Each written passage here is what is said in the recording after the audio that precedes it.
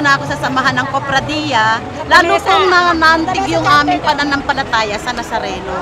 At meron pong isang miraculous na pangyayaring nangyari sa buhay ko dyan. Nagkaroon po ako ng sakit na hika dahil po sa sobrang pananalangin ko talaga sa Nazareno hanggang dumayo pa ako sa Quezon Province ng Devoto. Ngayon po magaling na po yung sakit kong hika. Healthy na po ako ngayon, dati po ang payat-payat ko.